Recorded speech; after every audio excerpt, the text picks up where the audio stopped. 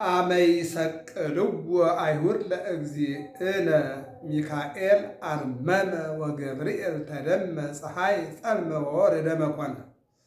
በስመ አብ ወወልድ ወመንፈስ ቅዱስ አሐዱ አምላክ አሜን። ከ6 ሰዓት እስከ 9 ሰዓት ፀሐይ ጨለመ፣ ወርህም ወይም ጨረቃም ደመሰለ፣ ከዋክብትም ወደቁ። በዓለም ላይ የምትኖሩ ኦርቶዶክሳውያን እግዚአብሔር ልጆች የጌታችን የመድኃኒታችን ኢየሱስ ክርስቶስ በዓለ ስቅለትን የምታከብሩ መከራው መከራችን ይልቁንም መሰቀሉ ሕይወታችን መዳናችን መሆኑን አምነን በየአብያተ ክርስቲያናቱን ለምንገኝ እንኳን አደረሳችሁ። 6 ሰዓት ላይ መስቀል ላይ አውጥተው አንጠለጠሉት። በ5 ምስማር ቸነከሩት። ለንጊኖስ የተባለ መጣና ጎኑን ወጋው። ከጎኑ ውሃና ደም ፈሰሰ። ይልቁንም በቀኝ በኩል የተሰቀለው በመንግስት በመጣ ጊዜ አስበኝ እያለ እግዚአብሔርን ይለምነው ነበረ። እግዚአብሔር ደግሞ ኢየሱስ ክርስቶስ እነሆ በመንግስቴ ሳይሆን ዛሬ ከኔ ጋር ትኖራለህ ብሎ የንስሐ ጊዜውን ተቀብሎ እነሆ ወደ ገነት እንዲገባ አድርጎታል። ሊቁም ሲመሰክር እንዲህ ብሏል። ፈያታዊ ዘይማን መኑን መሐረከው መኑ ነገረከ ታይምር ዘንድ አንተ የበረሃ ወንበዴ፣ ማን ነገረህ? ማን አስተማረ? የተሰቀለው አምላክ መሆኑን ፈጣሪ መሆኑን ማን ነገረህ ብለው ይጠይቃል። ነቢያት ያተትኩ ሐዋርያት የተልኩ ሐዋርያት በዋሉበት አልዋልኩም፣ ባደሩበት አላደርኩም፣ የነቢያትንም ትንቢት አልመረመርኩም። አላ ፀሐይ ቀጸበተኒ፣ ፀሐይ ጠቀሰችኝ፣ ኃይለ መስቀሉ መድኃኒት ሆነኒ፣ የመስቀሉ ኃይል መድኃኒት ሆነኝ ይለናል ጥጦስ የተባለው ወይም ደግሞ የማናይ የተባለው ማለት ነው። እና ከ6 ሰዓት እስከ 9 ሰዓት በመስቀል ላይ ተንጠለጠለ። 9 ሰዓት ላይ ተጠማሁ አለ። ሐሞትና መራራ የተቀላቀለበትን አምጥተው ይሙት ብለው ሰጡት። ልቡ ተቆራርጦ እንዲሞት ሲሰጡት እነወሱ ደግሞ ምን አለ? ወይቤ ተፈጸመ ሁሉ ተጠናቀቀ፣ ሁሉ ተፈጸመ ተስፋበው በማርያም ድንግል ወበቀራንዮ ተሰቅለ መድኃኒት መስቀል እንዳለ ሊቁ እነሆ በመስቀል ላይ ተሰቅሎ ከ6 ሰዓት እስከ 9 ሰዓት ዓለም በጨለማ ወድቃ ዓለማት ደግሞ እንዲሁም ደግሞ በራሳቸው ራሱን የማያድን ሌላውን አድናለሁ የሚል ያዳነ እያሉ ሲስቁበት ወጸሐፈ ጲላጦስ ወይብል መጽሐፉ ኢየሱስ ናዝራዊ ንጉሥ አይሁድ፣ አፉን ከፍቶ ፊቱን ጸፍቶ ቅድም አላውቀውም ንጉሥ አይደለህም እያለ እንዲሰቅሉት እንዲገርፉት እንዲገሉት አሳልፎ የሰጠ ጲላጦስ የአይሁድ ንጉሥ ይሄ ነው አለና በመስቀሉ ላይ አስቀመጠ። ለምን ይህን ታደርጋለህ ብለው ሲጮሁበት ዘጻፍኩ ጻፍኩ፣ የጻፍኩትን ጽፌአለሁ አለና አሰናበታቸው ይላል። ከዚህ በኋላ በመስቀል ላይ እንዳለ 9 ሰዓት በኋላ እስከ 11 ሰዓት ባለው ጌታ ኢየሱስ በመስቀል ላይ ሆኖ አንገቱን ዘለስ አድርጎ እናቱን ሲመለከታት ደቀ መዝሙሩን ዮሐንስን ሲመለከተው እንዲህ አለ። ወይቤሎ ለፍቁሩ ወዳጁን እንዲህ አለው፣ ነያ እምከ፣ እናትህ እሷ ናትና ወደ ቤት ይዘግባ ነው። ወይቤላ ለእሙ፣ ወደ እናቱ ዘለስ አደረገና አንገቱን ለእናቱ እንዲህ አላት፣ ልጅሽ እሱ ነውና ወደ እሱ ቤት አብረሽ ሂጂ አላት። ውእቱ ረድ ነሣው አይተዋ ቤት ነው።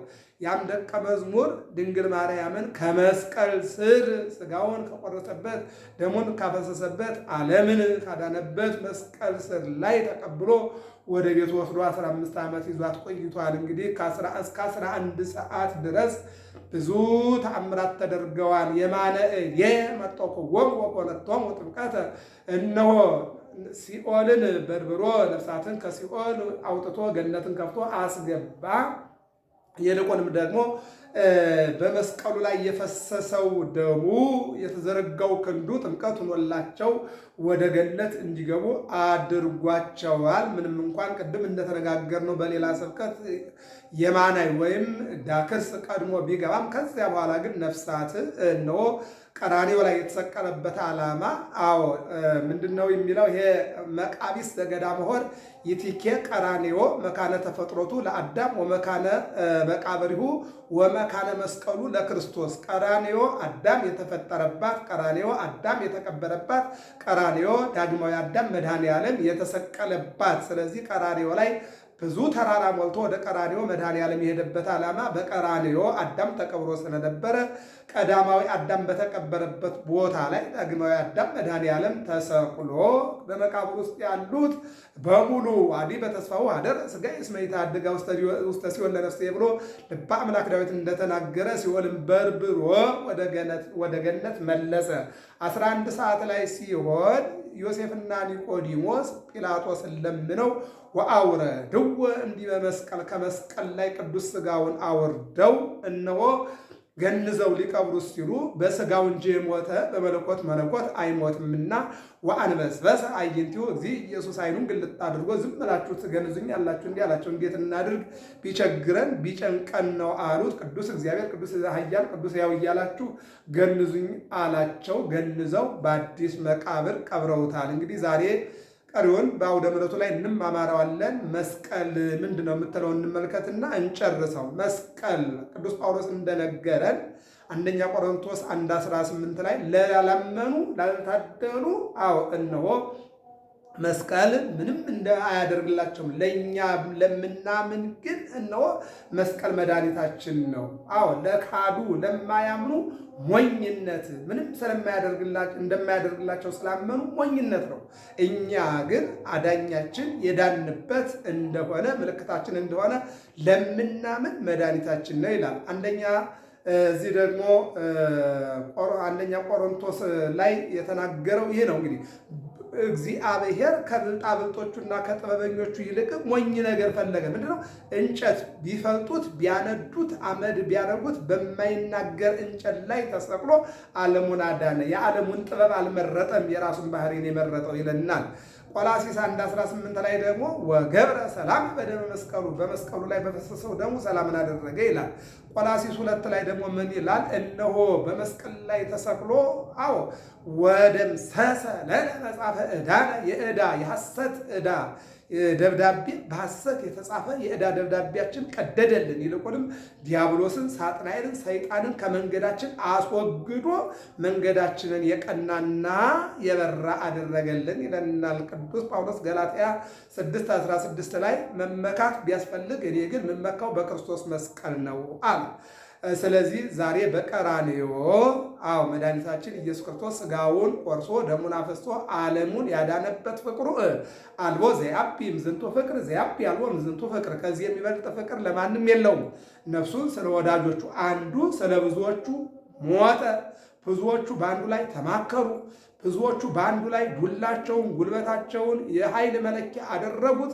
እሱ ግን አንዱ ለዓለም ተሰቅሎ ዓለሙን በመስቀል ላይ ሥጋውን ቆርሶ ደሙን አፍሶ አዳነ የሚለው ነው። እንግዲህ በዚህ ሰዓት ላይ ነው ቅዱስ ዑራኤል የተባለ መልአክ የወርቅ ጽዋውን ይዞ ቀርቦ ከጎኑ የወጣውን ደመ መለኮት በዓለም ላይ ረጭቶ አብያተ ክርስቲያናት እንዲተከሉ ሆኗል። በፈቃደ እግዚአብሔር በማይመረመር ጥበቡ ከጎኑ የወጣው ማየገቦ ደግሞ ለልጅነታችን ወንዶች በ40 ቀን ሴቶች በ80 ቀን ተጠምቀን በክርስቶስ ክርስቲያን እንድንል አድርጎናል።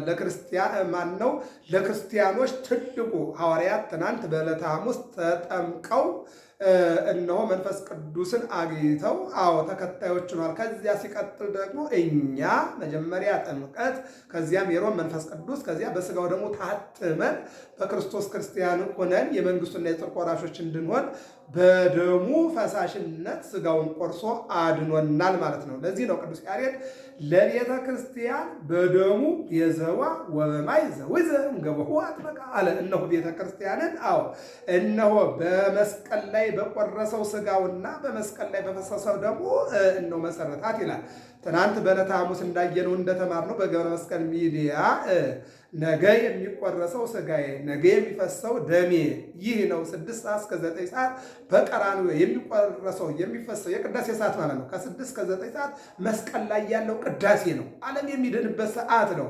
እነሆ ያንን አሁን ላይ አማናዊ አድርጎ ትኩስ አድርጎ በዕለተ ሐሙስ አማናዊ አድርጎ ዓርብ የሚቆረሰውን ሥጋና የሚፈሰውን ደም ሐሙስ አማናዊ አድርጎ ለሐዋርያት አመጣና ሰጣቸው። እነሱም ከተጠመቁ በኋላ ሥጋውና ደሙን ተቀብለው መንፈስ ቅዱስ በላያቸው ላይ እነሱ ባላወቁት እግዚአብሔር ባወቀው ተቀብለው እነሆ አገልጋዮቹ ሙሉ አገልጋዮቹ እንዲሆኑ አድርጎ እሱ ግን በመስቀል ላይ ተንጠልጥሎ የመጨረሻ ሰዓት ላይ ግን ኤሎሄ ኤሎሄ ላማ ሰበቅታኒ እያለ ሲናገር ወይም ሲጸልይ ይላል።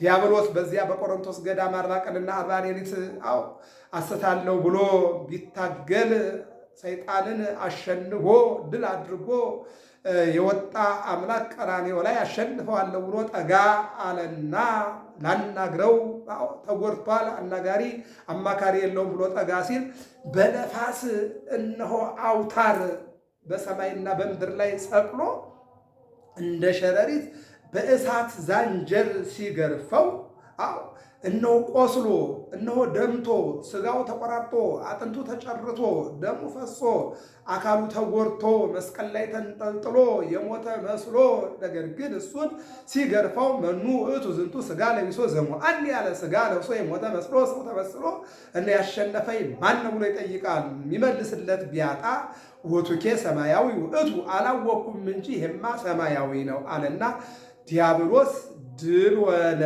ለዚህ ነው ማርያም ድንግል ሙዳየ ፍረት ነቃ ፈልፈለ ማይ ሕይወት ፍሬ ከርሳ አዳነ ኩሉ ዓለም ወሰዓረ እምኔነ መርገመ ወገብረ ሰላመ ማእከሌነ እያልን በምንጸልየው በውዳሴ ማርያም ላይ ገብረ ሰላመ በመስቀሉ ሰላምን አድርጎ በመስቀሉ ላይ በተቆረሰው ሥጋውና በፈሰሰው ደሙ ሰላምን አድርጎ መስቀሉ ሶስት ነገር ያመለክታል። አንደኛው ከሰማይ ወደ ምድር የወረደበት ፍቅሩ ነው።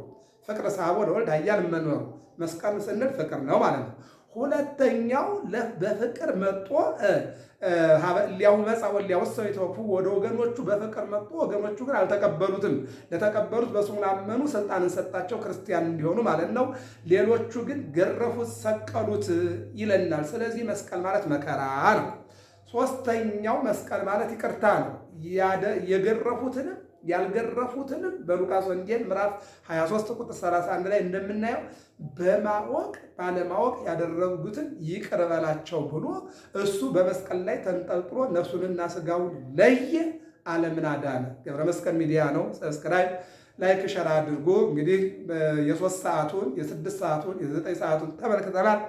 ቀጣዩን ደግሞ እንግዲህ በሚቀጥለው እናያለን። ስለነበረን ጊዜ አምላካችን እግዚአብሔር የተመሰገነ ይሁን። ለጌታችን ለመድኃኒታችን ኢየሱስ ክርስቶስ የ2018 ዓመተ ምህረት የስቅለት በዓል እንኳን አደረሳችሁ። ዮሴፍና ኒቆዲሞስ ቅዱስ ሥጋውን ገንዘው እነሆ በጎልጎታ በአዲስ መቃብር ቀብረው ሽቶ ረጭተው አዲስ ሽታ አቅርበው በረከት አግኝተዋልና ወለነኒ ረሴን ቅዳሴ ማርያም የመጨረሻው ይህ ነው። ዮሴፍና ኒቆዲሞስ ገንዘውና አጥበው ካገኙት በረከት እኛንም እንደነሱ አድርገን ብለን ለይሁዳ ውሉዱ ወለውሉደ ውሉዱ ይደምሰስ ብለን ጧፉን አብርተን የስቅለቱን በዓል ጨርሰን ወደ ቤታችን እስከምንመለስ ድረስ እግዚአብሔር አምላክ የጅማሬም የፍጻሜን ባለቤት እርሱ ነውና ሁላችንንም እንዲጠብቀን መልካም ፈቃዱ ይሁንልን። ቀጣዩን መርሃ ግብር በደብረ ይባቤ ቅዱስ ያሬድ ቤተክርስቲያን አዲስ አበባ በገብረ መስቀል ሚዲያ ዩቱብ ተከታተሉ። ሰላም እግዚአብሔር ከሁላችን ጋር ይሁን። ሰብስክራይብ፣ ላይክ፣ ሸር፣ ፎሎ አትርሱ። በዚህ በጠባቧ ሚዲያ ሰፊውን የእግዚአብሔርን ቃል በጠባቧ ሚዲያ እነሆ ዓለም የዳንበትን የእግዚአብሔር የአምላካችን የእርሱን ስቃዩን መከራውን እንድንመለከት እግዚአብሔር ይርዳን። ወስብሐት ለእግዚአብሔር።